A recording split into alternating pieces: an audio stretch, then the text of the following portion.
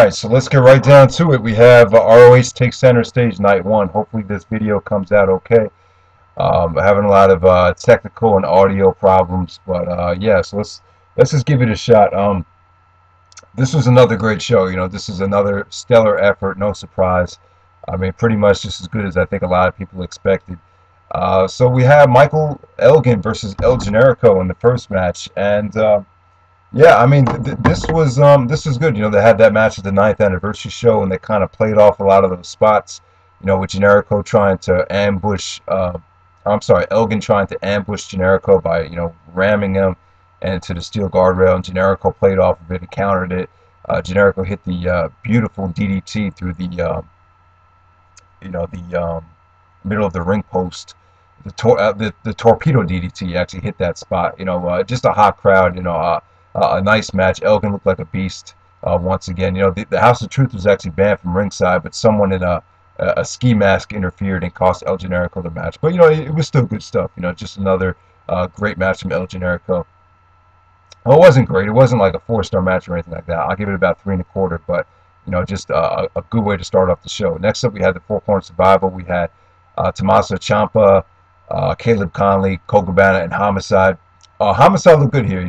Like a lot of people have said, he really thrives in Four Corner Survival matches because, he doesn't have the burden of trying to, carry the whole match by himself. So he could, pick his spots. And, he looked good here. He was really put over here in a huge way. I thought all these guys looked pretty good. Cabana got a lot of fan support, but Homicide actually hit 3 tope con hilos in a row, and then he did the cop killer on Caleb Conley to put him away. It was a good show from Homicide. This is a good, solid four-corner survival match. Not amazing, though, but it was solid. And then the aftermath, Caleb Conley actually made a deal with Truth Martini that if he impressed, that, he would join the House of Truth. But after the match, Truth Martini gave him a thumbs up, and then he said April Fools. And, then Michael Elgin came out and took out Caleb Conley and just destroyed him because obviously Caleb Conley didn't really impress as much as Truth Martini had anticipated. So that was pretty much that. Next up, we had the women's match. We had the Sara and Serena Deeb taking on the Joshi talent from Japan. And, this was good, for a women's match. Just got the right amount of time. People have been complaining over the last couple of months that the women just don't get enough time in ROH. But I thought this got about a solid 10 minutes. This is one of the best women's matches that I've seen in a pretty long time, just in ROH. And, Sara was treated very, very well. She got a Queen of Wrestling chant. She didn't know how to react to it because she was pretty much playing a heel in the match. But Serena Deeb didn't look that good, just like that final battle match. Just didn't really do that much to impress anybody. But the Joshi talent looked great. I mean, they hit a lot of nice suplexes. They look crisp.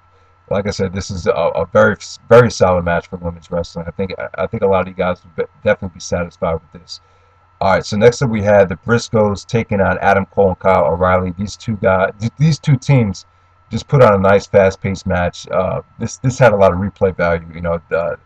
Didn't waste any time. It's got about 15 solid minutes. Fast-paced action, hard-hitting. Briscoes were stiff as hell. They definitely were playing the aggressive heels in this match. Adam Cole and Kyle O'Reilly definitely had the fans on their side. Just a lot of suicidal offense from them. O'Reilly actually did the missile drop kick into the guardrail once again. I mean, just good stuff. Cole O'Reilly didn't pull off the upset. The Briscoes actually hit the Doomsday device, so they pretty much got their they got a nice exclamation point. They were pretty much booked as the more dominant tag team. They looked strong heading into the next night, and the aftermath was pretty good. The All Night Express. They did the storyline where the All Night Express and the Briscoes got into an altercation before the show, and then Kenny King and Red Titus came out. They had a nice little brawl, kind of as a nice little taste, a nice little prelude to tomorrow afternoon. I'm sorry, they're going to be having a street fight. So it was a nice setup for that match. So after intermission, we actually got Roderick Strong versus Davey Richards. This was great. This was I'll probably say either the second or third match these guys have had so far. This was the match of the night, actually. I mean, this match didn't have a lot of build-up. It's compared to the final battle match.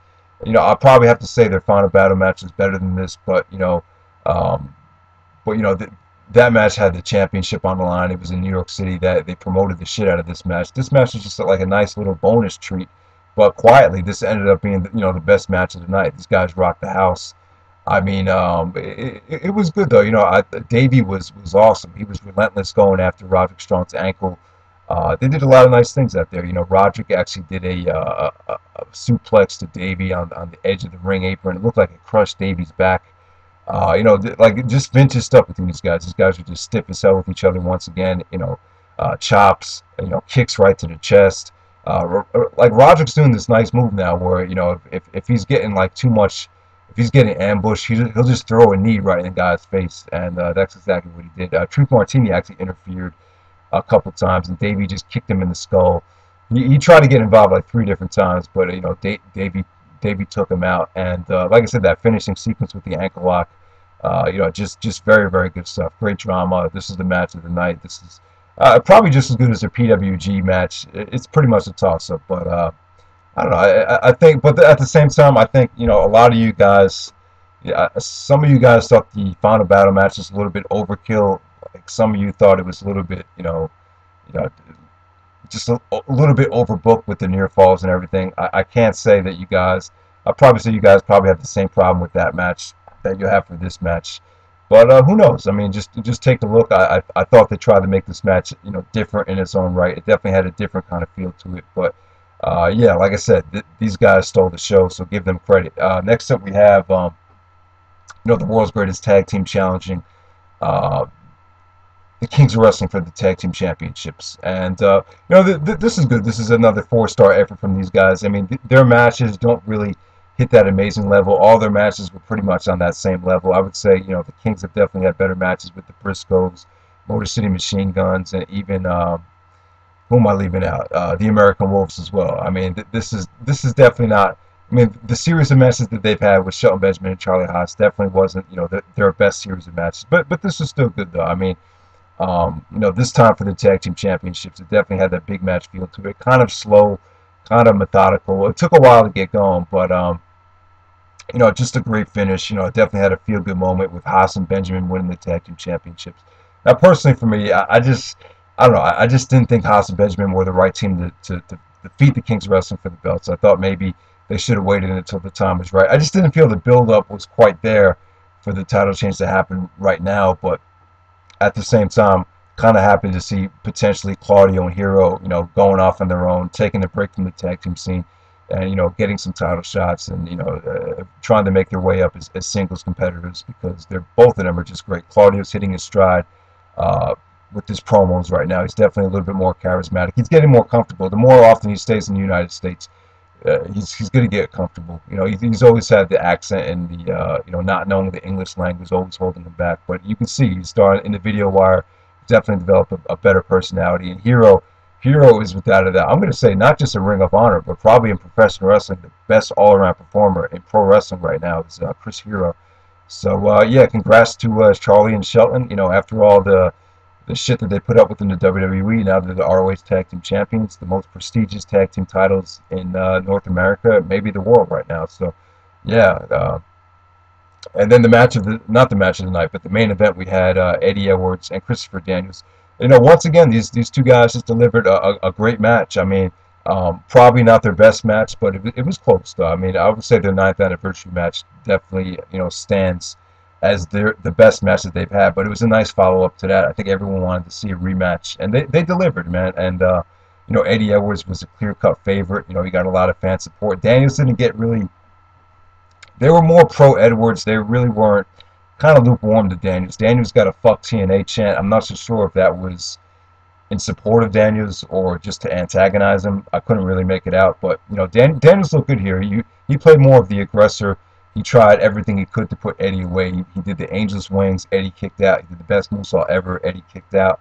And you know, multiple attempts at the best moonsault ever. And then you know, Eddie countered that into the Achilles lock.